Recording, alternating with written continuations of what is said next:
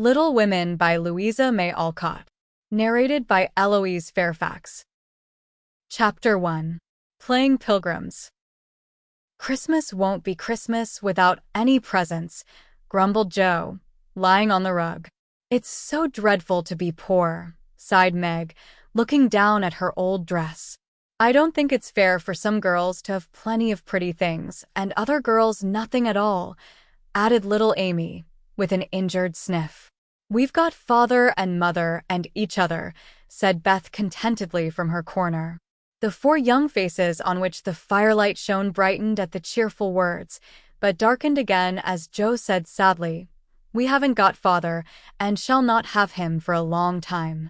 She didn't say, "Perhaps never," but each silently added it, thinking of father far away, where the fighting was. Nobody spoke for a minute.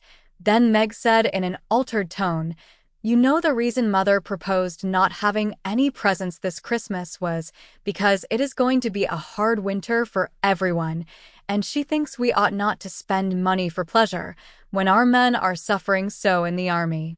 We can't do much, but we can make our little sacrifices and ought to do it gladly. But I am afraid I don't," and Meg shook her head as she thought regretfully of all the pretty things she wanted. "But I don't think the little we should spend would do any good. We've each got $1, and the army wouldn't be much helped by our giving that. I agree not to expect anything from Mother or you, but I do want to buy Undine and Cintran for myself." "I've wanted it so long," said Joe, who was a bookworm. "I plan to spend mine in new music," said Beth, with a little sigh, which no one heard but the hearth brush and kettle holder. "I shall get a nice box of Faber's drawing pencils. I really need them," said Amy decidedly.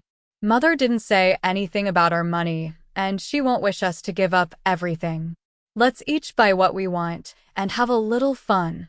I'm sure we work hard enough to earn it," cried Joe, examining the heels of her shoes in a gentlemanly manner. "I know I do.